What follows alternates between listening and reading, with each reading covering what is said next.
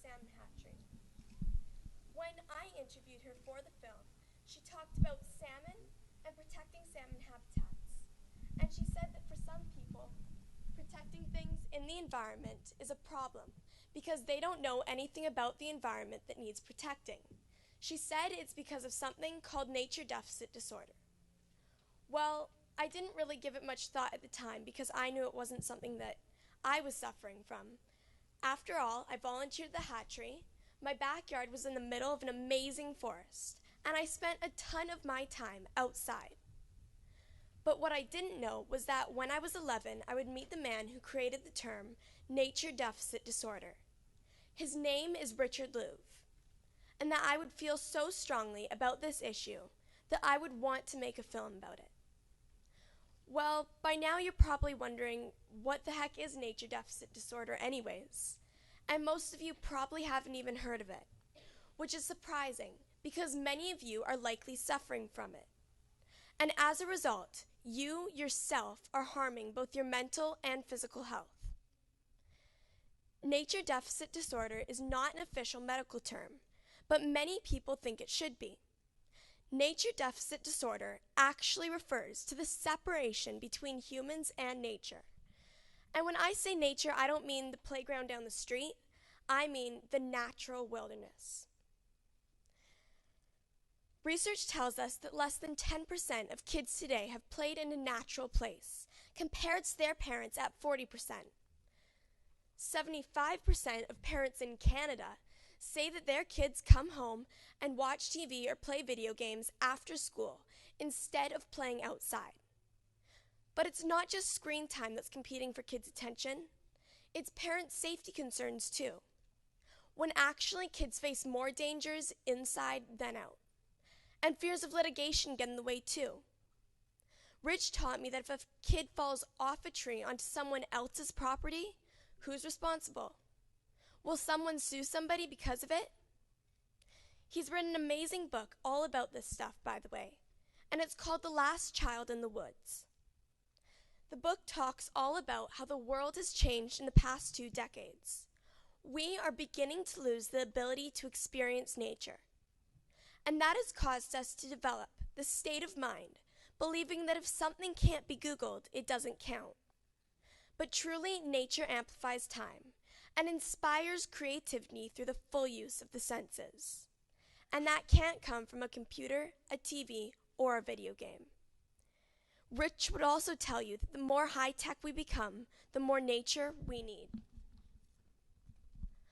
So when schools are keeping kids out of the outdoors, and parents are keeping kids indoors, and the way cities and neighborhoods are shaped, and all the lack of time that everybody has, and all the fears and safety concerns keeping us inside, why bother at all?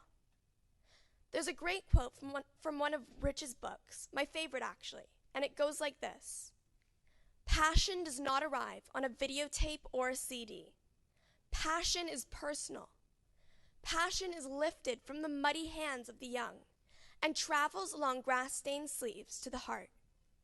If we are going to save environmentalism and the environment, we must also save an endangered species, the child in nature."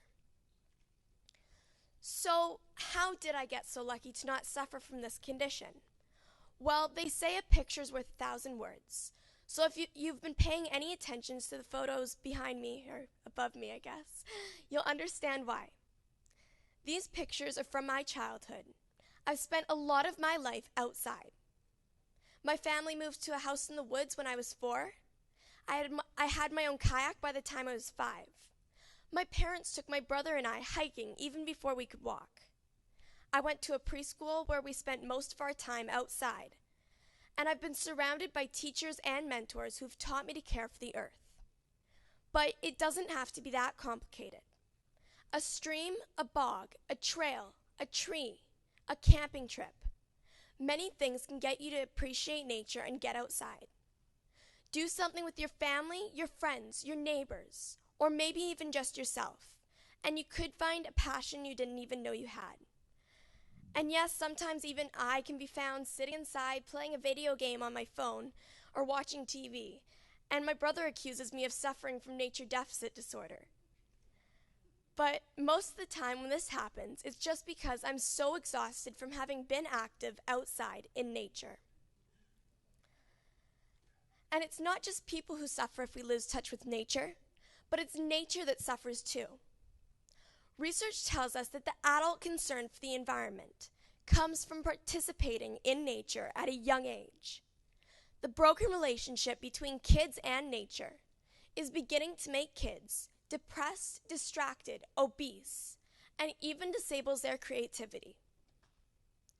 Environment-based education can be one of the solutions to this disorder, where nature is used as a classroom. Statistics tell us that environment-based education helps improve student achievement, test scores, and helps develop problem-solving abilities and critical thinking skills. You know, some schools in the United States have even canceled recess, so more class time can happen so test scores can be improved. But the fact of the matter is that we need more nature in our lives and not less. Rich told me that Albert Einstein had a great quote on his door that said, "Everything that can be counted counts, but not everything that counts can be counted." Rich said that Einstein knew better, and we ought to know better too. And adults, by the way, are suffering from nature deficit disorder almost as much as kids are. There's so many opportunities in urban planning and architecture, and looking at the way we design schools, and how to bring nature back to cities and buildings and homes, because so much of it has already been taken away. Earlier this year, I was fortunate enough to be able to travel to San Diego, where I met Richard in his home.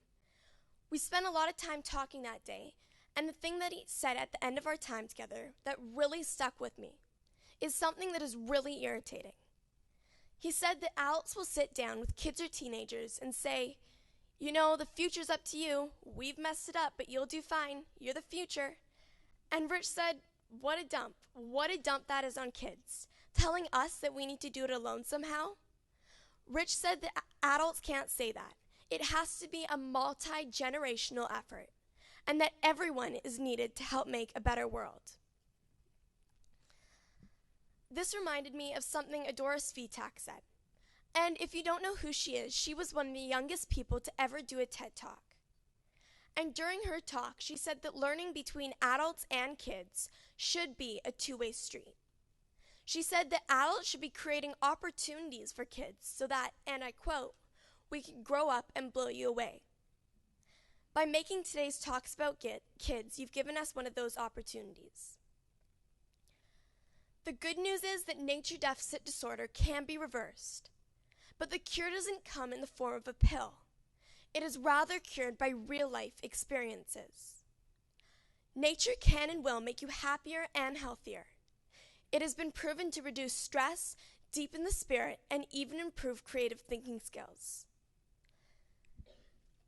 Nature has given me things to protect. It's given me inspiration to be creative. It's given me a peace and quiet and a great way to stay active and healthy. It's given me things to do and questions to ask. Nature is a gift. It is something to be unwrapped and cherished, and it makes me feel like I want to give back to it. I love sharing the gift of nature with others because it usually has the same effect on them. I feel like people who haven't experienced nature have been robbed of a gift, and kids have been robbed of part of their childhood. Nature is something to offer to everyone, and it's never too late to get outdoors. There's a preschool in Seattle that I read about, and their motto for getting outdoors is that there's no such thing as bad weather, only inappropriate clothing. And let's face it, we live in Vancouver. We should probably be adopting that motto ourselves. And because nature has given me so many gifts, the least I can do is let others in on the little secret of how nature can make such a big difference in your life. You don't have to be outside in nature every day all the time to get the benefits of it. Start with something small today and build up to bigger and better and more often. Learn about your yard, your neighborhood, your community, your world. Unwrap these gifts slowly like the best present you ever had, and I promise you, you won't be disappointed. If it's true that you can only care about what you know about, then it's time to get back to nature. Our future and the future of our environment depends on our connection to it. It has been said that passion is the fuel for the struggle to save what's left of our environment. So take some time to get outside and let nature inspire you. Thank you.